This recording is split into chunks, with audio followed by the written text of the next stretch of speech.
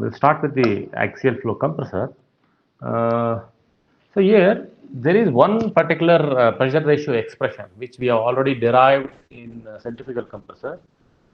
Even for the axial flow compressor, we can use the same expression. So we don't have a separate derivation for centrifugal and axial. The same expression can be used it actually. So when you come to the centrifugal compressor, here the most important thing is the radial flow or equilibrium theory. So that's the most important thing here. And before we could get into that particular expressions and all, let us try to look into the types of compressor, which is very important. We do have, this is called as a classification. So the first classification is the drum type, drum and disc type axial flow compressor. So we call it as AFCs. So what is it actually? What's the difference? I have put a simple sketch over here, two sketches. One is the drum type and other one is the disc type. So just by looking at, we can see that in a drum type, I do have a cylindrical rotor. Fine. I do have a cylindrical rotor, but in case of a disc type, I do have a conical type of a rotor. This is the major maybe construction feature what we can look into it. And also in the drum type, what we have is actually why it is called as a drum type, which is almost looks like a barrel or a drum. Okay, so I do have the rotor. On the rotor, I do have the rotor blade. See, all those things what I have put now, these are called as rotor blades. Fine. So on the rotor, whatever the vanes I am going to put, they are called as rotor blades. And you do have the casing. See, this is the outer casing which is covering your compressor. So what are the blades I'm going to put for that actually? I'm going to fix to your stator. They are called as stator blades. Okay. And a combination of a set of a stator blade and a rotor blade is called as a stage. Fine. And then you can see that the whole cylinder is called as actually the whole particular thing, whatever rotor is called as a cylinder. Okay. So air enters at one particular thing. So as I told that air is a compressible fluid. So when the compressor, so what has to be? It should be converging kind of a section. So what will happen? So here, if the air enters at some pressure P1, Pi inlet, so it exits at P out. So my P out is greater than Pi or P inlet. So that's why it is a converging kind of a cross section. So there is an increase in the pressure, whether it is a disc type or a drum type. Now, if you look at the disc type, your casing is almost like a drum, but your rotor is almost like a conical shaft. Okay, here also I do have the on the your rotor I do have the rotor blades. Okay, and for the casing I have the your stator vanes. So construction wise, this is what it differs actually. And a disc type and maybe drum type, so I can use it based on my pressure ratio. Okay. Now, so what pressure ratio? When we are go for this kind of maybe maybe your axial flow compressor. Okay. When I will go for this kind of thing, we call it as the conditions under which axial flow compressor is prepared. See, for a given diameter, say whenever for a given diameter or given size, we call it as given size, I want and higher discharge, that is your mass flow rate. Whenever I want higher mass flow rate or I want a given for a given size, the first preference will go for axial flow compressor. And also when we go for higher pressure ratios, the higher pressure ratios of greater than 30. Whenever I need a pressure ratio of greater than 30, just like for example what we speak in terms of gas turbines. So gas turbines, the pressure ratios are more than 30, 30, 35, 40, 50, 60 like that. Okay. So we will go for axial flow compressor. The third condition is, see, if you look at it, axial flow compressor, the multi-staging is easier than a centrifugal compressor. So whenever we want multi-staging, okay, multi-staging is easier. So the multi-staging is easier, we'll prefer the easier than centrifugal compressor, than your centrifugal compressor. So why AFCs are preferred? Okay. And also, you take for example a gas turbine plant.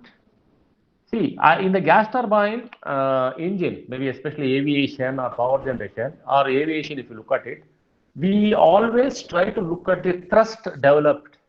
Okay, thrust developed to the front cross-sectional area. So, when we go for this particular axial flow compressor, when we will go for it actually, when the thrust developed per, okay, the frontal area what we call, okay, which is cross sectional area. Whenever I need thrust developed frontal area is more, we go for axial flow compressor. The example is your gas turbine engines used in aviation. So just I'm trying to give you when axial flow compressor preferred. Okay, for a given diameter, I want a higher mass flow rate, or I want to go for very high pressure ratios of more than 30. Whenever I prefer to go for a multi-staging, maybe something like 10 stages, 20, 15 stages, 16 stages, we'll go for axial flow compressor. And also, I need to develop more thrust for the given frontal cross-sectional area, we'll go for your axial flow compressors. Okay, this is the major this thing. But when you look at your axial flow compressor, there are some penalties we have to pay. Okay, so we can call that as demerits. What is it actually? The major demerit is actually it is its design. Okay, complex design. Okay, so when this complex design or construction, what we have, why this particular thing actually? Because if you look at it actually, see this rotor and this particular thing, wherever I'm circling, this gap is there between your rotor blade and your stator, or we call it as the casing. So these gaps are should be very, very small. See, the design calls for smaller gaps. Okay, so this smaller gaps has to be sealed properly, and sealing is not cheap actually. Sealing becomes very costly. So we have something called as, because of my experience in GE, so there is something called as labyrinth seals actually. So it was invented by John Blanton.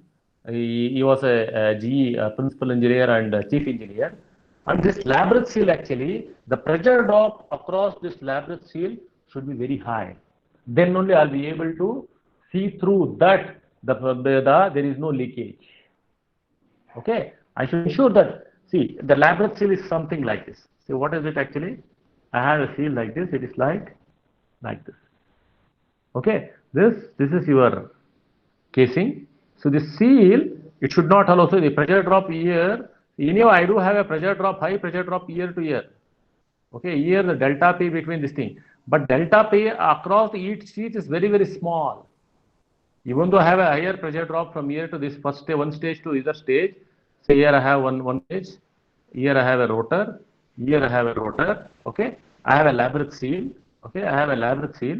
So this seal will not allow your fluid to leak, okay. So that such a situation is there, which we have to look in your axial flow compressor, okay.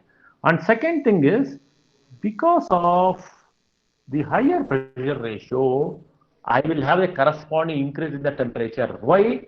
Thermodynamically, look at it actually. We have this particular thing. T2 by T1 is equal to P2 by P1 whole to the power of gamma minus 1 by gamma, or if it is actual, it is N minus 1 by N.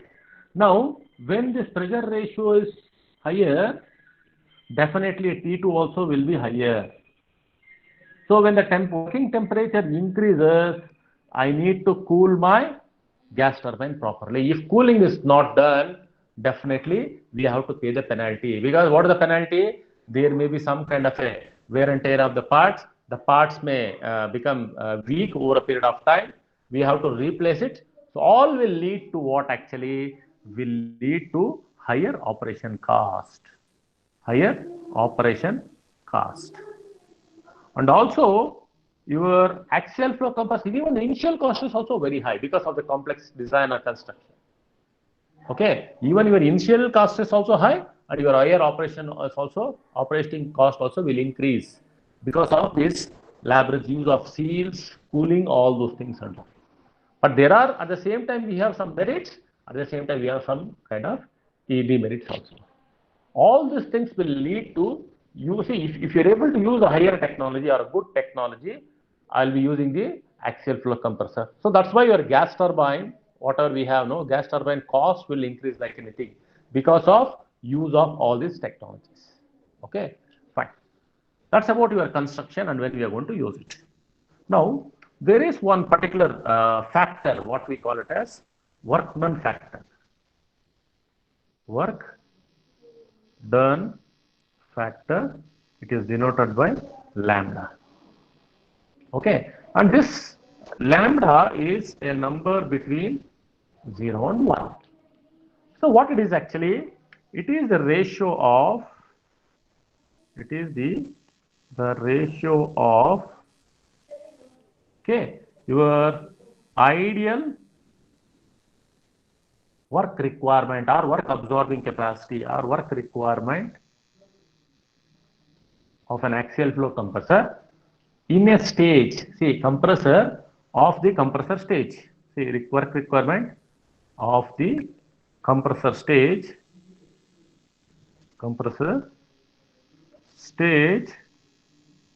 to its actual value, to its actual value. That is, your lambda is equal to your ideal work divided by W actual. That means you have, say for example, if you try to look into your HS diagram or whatever it may be, if I try to draw the HS diagram, it is how it is a particular thing. So this is my thing. I have the pressure like this. These are my pressure lines. This is my P2. This is my P1. So this is a compression what I am going to do. Okay. This is from 1 to 2 dash. And if I go actually, I'll be going in this direction. It is 1 to 2. So now, what is your actual and what is your ideal actually? So it is actually your ideal is Cp into your ideal, that is T2 dash minus T1 divided by Cp into T2 minus T1. So what is the ideal thing actually? If you want to improve your work thing actually, this actual process, I need to make it as much as possible. It should not, see, what is this particular 1 to 2 dash represent? It represents an isentropic process. So when I have an isentropic process, what should I do?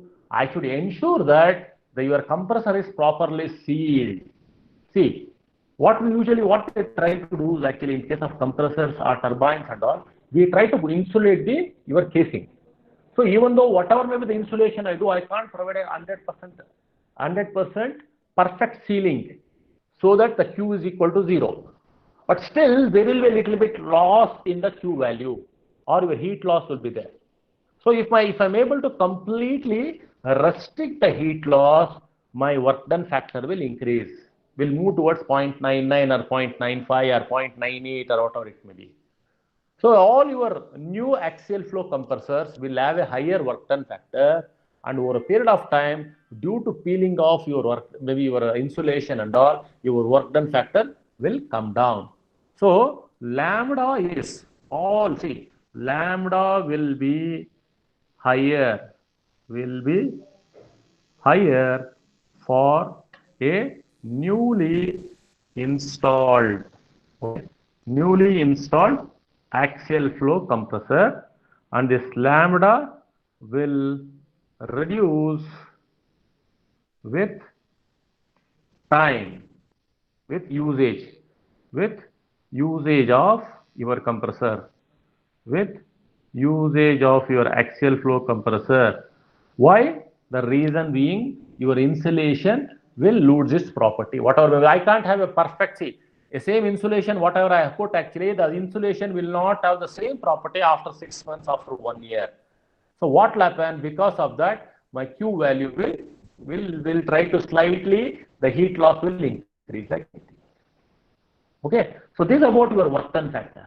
So we will see this work done. What is the effect of this work done factor? So already we have seen that in your what is that actually? We have the pressure ratio expression. So in your pressure ratio expression, so we have this. So if you maybe if you go back and see the pressure ratio expression, I will show that we have your pressure ratio expression given by P02 by P01 is equal to, okay, your work done, okay, into your compressor efficiency divided by Cp into T01 plus 1 whole to the power of gamma by gamma minus 1.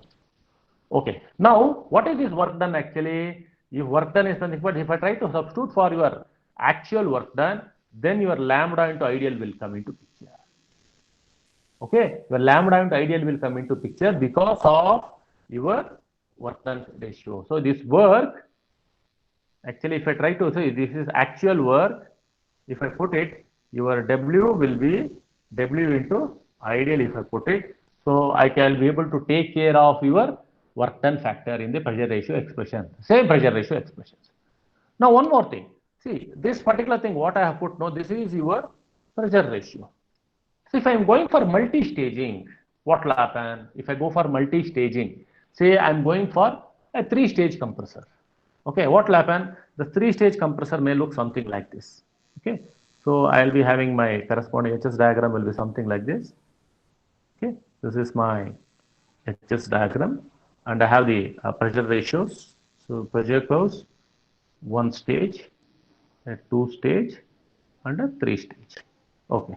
Now, if I go for compression, what will happen? The first stage, it will be, if I go for a complete isentropic 1 stage, it will be like this. See, it will be from, say, this is P1, P2, P3, or, so let me go with isentropic, P01, this thing. So this is 0, 1, 0, 2, dash, 0, 3, dash, 0, 4, dash. If I go for an actual compression, it will be like this.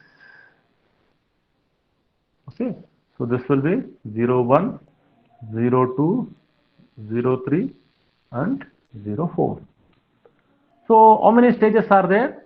This will be first stage, second stage, and third stage. What will be the corresponding pressure ratio? See, the first pressure ratio will be, see, your pressure ratio will be P02 by P01, okay, P03 by P02, sorry, P04, P03 by P02, and P04 by P03.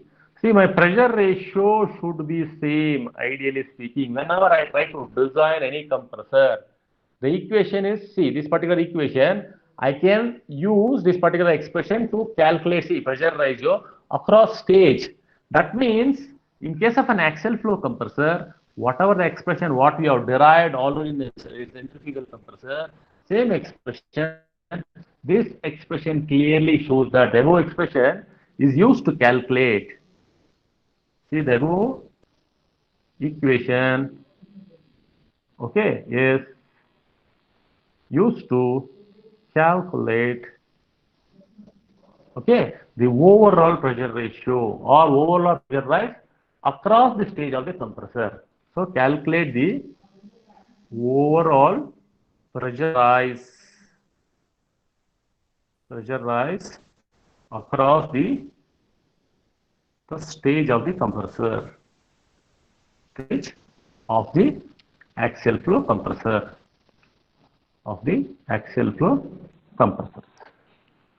So I'm trying to use the same expression which already derived and trying to show this work done factor, and what will happen? if I try to put it on a HS diagram. So this is about your simple understanding of your axial flow compressor. Now, there is something called as a radial flow theory, radial equilibrium theory. Okay, if you're able to understand this radial equilibrium theory, why this radial equilibrium theory is so important for us?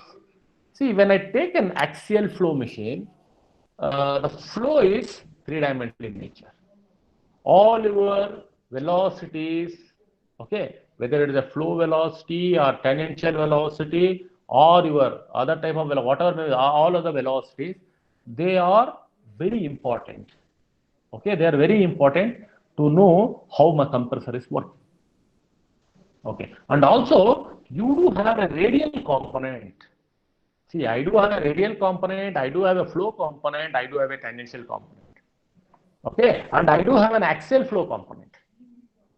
So, all your flow components, what is important, what is not important, I should be able to do it. At the same time, see, when the compressor is running, even though it is, see, centrifugal compressor, centrifugal forces are very important. But in axial flow machines also, there exist centrifugal forces while the fluid is flowing. To understand what and all the complexities that's happening over here, so there is a theory, we call it as radial flow theory. Okay, radial equilibrium theory. Let me write that. So, radial equilibrium theory. Let me write the sketch. What will happen? Say, for example, this is my axial flow compressor.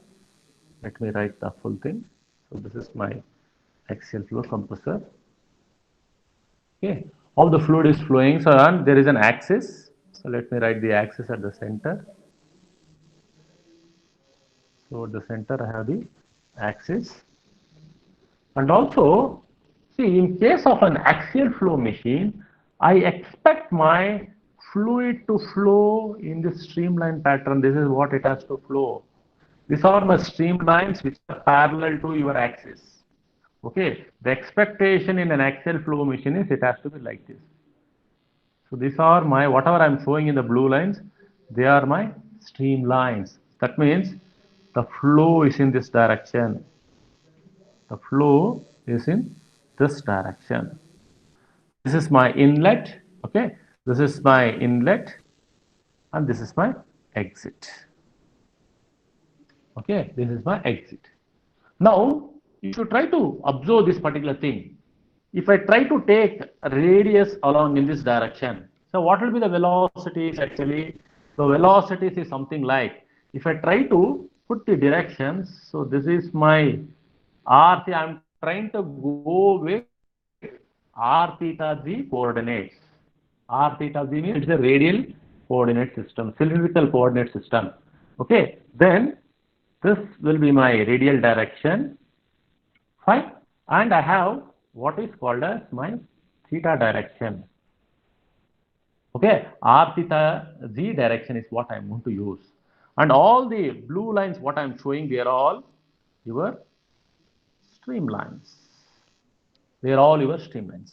Now, if I try to take R is equal to 0 at the center of your axis and R is equal to capital R, which is the outer radius of your center, your axial flow compressor. Okay, now if I try to at any given point when I'm trying to put the limits, I can go from R at any given point.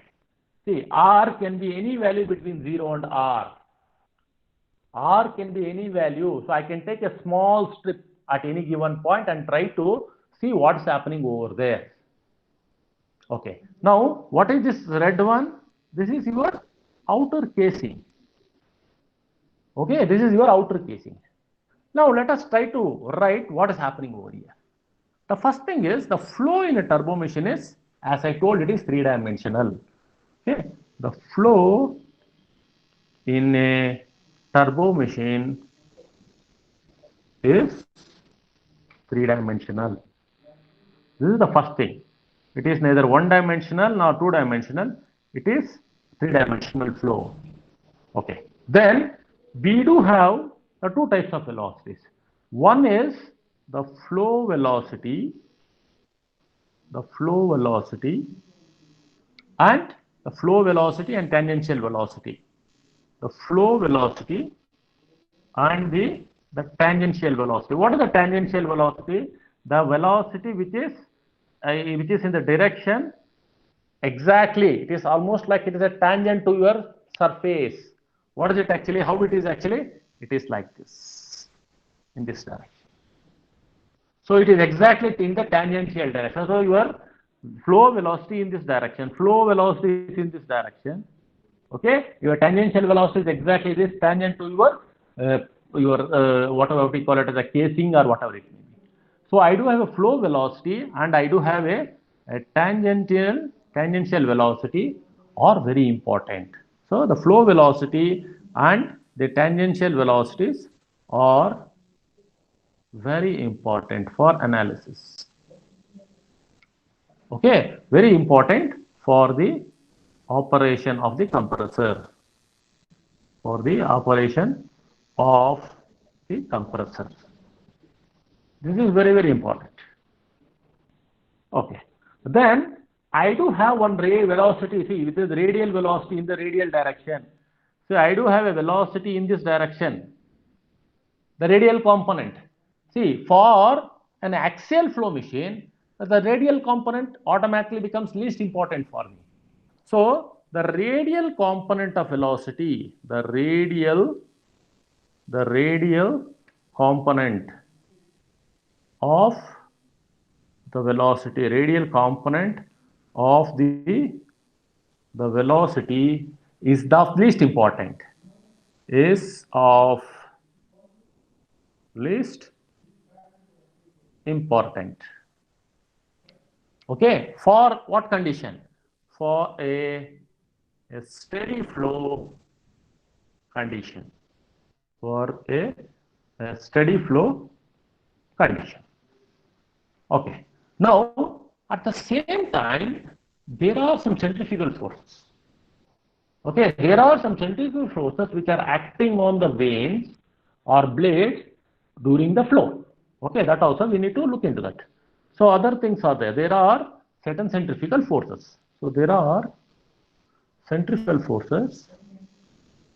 There are centrifugal forces which are acting or exerted. Centrifugal forces. There are centrifugal forces which are exerted on the vanes or blades, okay, while the while flowing. When the fluid movement happens, actually these things do happen. Okay, now what type of flow we are expecting? We are expecting the flow to be streamlined. Okay, the flow is streamlined from upstream to downstream.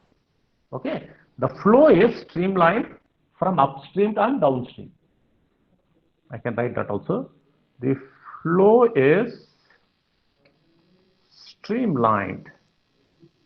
The flow is streamlined from the upstream and downstream, both the upstream and downstream. That means if I call this as upstream, okay, and you have, this is my upstream, you have your downstream, which is your exit. So both upstream and downstream of the blade, see, what I have is at each and every point I do have the blades. What's happening over there actually? The flow is happening in the form of a concentric cylinder. If I take the outer one as one layer of cylinder, I can take this as one more cylinder. How the flow is happening? If I try to look it from the side view, the streamlines, it should look something like this. Okay, they are looking like concentric cylinders. Okay, they are looking like concentric cylinders. Okay, the blade, because of the flow being streamlined from upstream and downstream. So this particular the blade row, the flow looks like a concentric cylindrical manner. Okay, I can write that also. So the flow looks like, because of this particular, so upstream and flow is streamlined, upstream and downstream. So of the blade row, I can call it as, for the blade row or whatever it may be, of the blade row. Okay, it looks like blade row. So between the blade row of the blade row, it looks like it looks like a concentric cylindrical manner. It looks like a concentric cylinder. The flow looking this particular thing. And as I told, the first sentence I told, for the flow in a turbo machine is three-dimensional. What are the velocity components? So the velocity in three dimensional, as I told, the flow being three-dimensional in nature or three-dimensional, the velocities in three-dimensional. So the velocity in three-dimensional is given by, okay, is given by, say for example, this being a cylindrical coordinate, I can write it as, so let if it is cylindrical coordinate, I can write it as your v, that is the velocity, is equal to your vz, that is in your axial component, your radial component, and your what we call it, your theta component. Okay, your rotational component, r theta z coordinate. Now, if I try to the same thing, if I try to compare with your Cartesian one, it looks something like this. That is your Vx, Vy plus Vz. Okay. Now, if you closely look into this particular thing, as I told, what is Vz? Vz is your V flow. See, your Vz is your flow component. The Vz is your flow component. That means whatever the z direction, this is my Vf or flow component. And what is your tangential? Is your V theta, or I can write your Vw, or we can call it as your the tangential component, or Vz is your V flow, or so here the x component, whatever is the flow component. Okay, this is your flow component. Your theta, what I told. So this particular thing is your whirl component or tangential component. I'm speaking of only your cylindrical components. Only I'm taking the example of this particular thing. Okay. Now what happened? How my velocity will look like? So if I try to take my cylindrical component and rewrite the cylindrical component of velocities, I can rewrite as actually your V is equal to your Vz, I can write it as the flow component, and your radial component as Vr, and your theta component I can write it as the whirl component. So I'm trying to write in terms of what are the velocity components, what we already discussed. One, we have the tangential component, and I do have a flow component, and I do have a radial component. Okay, I told that this is steady flow. Okay, already we discussed. I told that this is a steady flow and concentric and streamlined. The radial component of velocity is 0 or negligible. Okay, by radial component almost it becomes 0. That's one thing. And also, I do have other properties. What are the properties of the fluid? I do have the pressure, I do have the density, and I do have the velocities. Okay, I have the properties. If I take r is any radius at any given point, let me take that. Okay, so now this is my thing. Let me consider a point. Okay, let me consider something like this. at any given point, okay, from my center. So this is my axis. If I take an axis here, so I do have my axis here, okay, this is my axis. So if at any given point from the axis, if I try to take the radial component like this, okay, if I try to take my radial component like this, okay, what is this? This is my component, and I do have at any small component. I will try to look into this particular, see what is happening over there. What is this actually? This is I'm trying to take somewhere here. Okay, somewhere here I'm taking. I'm trying to zoom that and see that at any given point. Okay, at any given point R. At any given point R is the radius at any concentric streamline. So if I try to take at any given point R, okay, this small strip I call it as dr, okay, and if I try to look into the pressure, what is happening over there actually? If P is the pressure at the bottom, and if P and small increment in the pressure P plus dP at the top, right? And what is the velocity here? I do have your whole velocity, or already we call it as either V theta or VW. And what is the pressure here at the center point? The pressure will be P plus dP by 2. A small increment, I'm looking at exactly, this is what is happening. And what is the angle? This is this angle. Let me take it as some theta angle. Okay, so if my at any given, so there is no velocity changes in the r direction, that is your Vr is equal to 0, that is dVr, there is no change in my velocity. So let me write that. Okay, for a steady flow, okay, for a steady flow, okay, for a steady flow which is concentric streamlined, okay, which is concentric streamlined,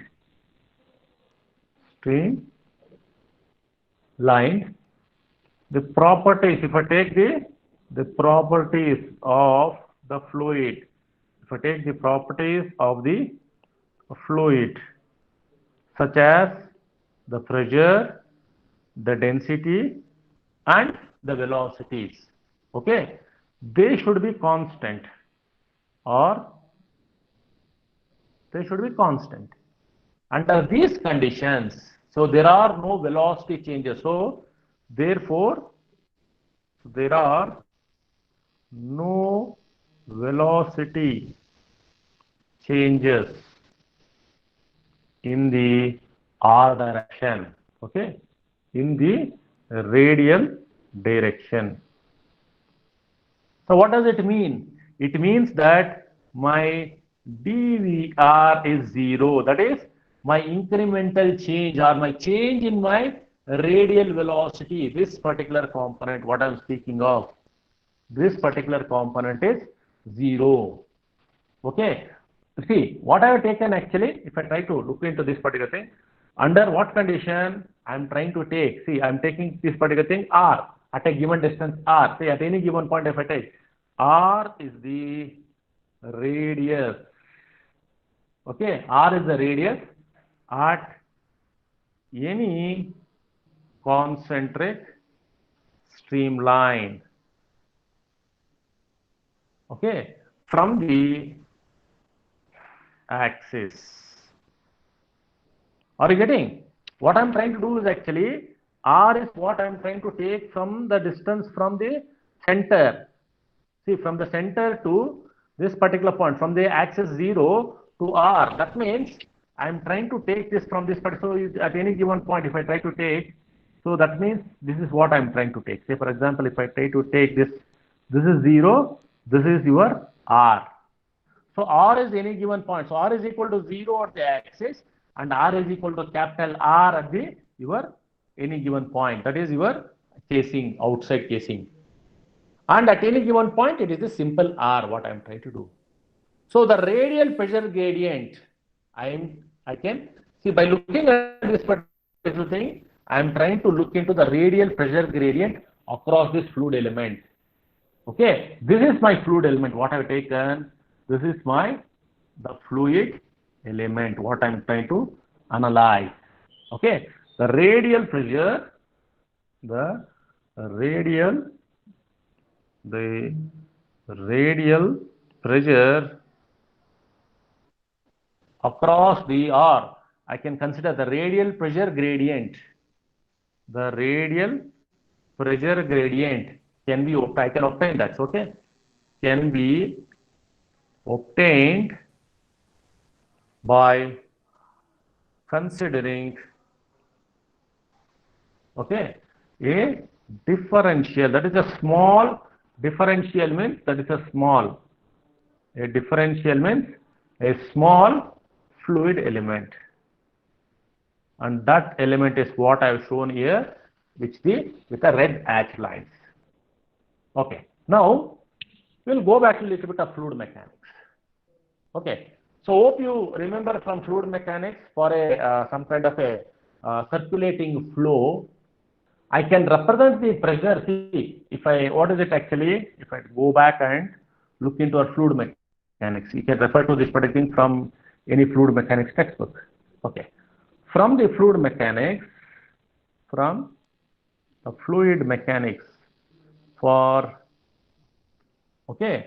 plane circulating flow,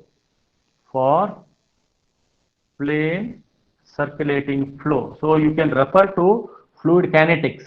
Okay, for a plane circulating flow with radial equilibrium condition,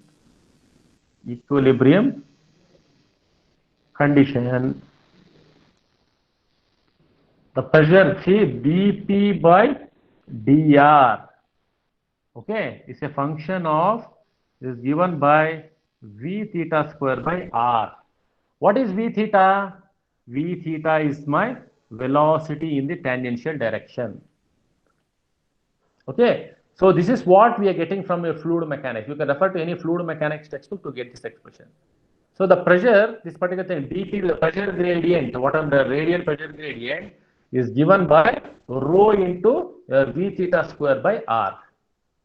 Now, so the same equation, see, whatever the equation I have, this equation I can see now, what is your VW? VW is equal to v theta, is what we have considered. So I can write my equation, I am calling that as equation 2. The equation 2 can be written as, equation 2 can be rewritten as, just a little bit of cross multiplication I am doing. I can write it as 1 by rho into dP by dr is equal to VW square by r. I am calling that as equation number 3. Okay, I am trying to write that particular thing, 1 by rho into dP by dr, as this kind of an equation. Okay, now when I have this kind of an equation, I can substitute for different type of flows, whether the flow is incompressible, whether the flow is under the stagnation pressure condition, or maybe I can have a condition where your total pressure remains constant, and I can get the corresponding expressions for the velocities. For both compressible and for the incompressible flows, I will be able to get it. And I can get the simple equilibrium condition equations. Okay, so that equation is called as your radial or your radial equilibrium theory. So what I'm going to do is, maybe we'll try to stop here.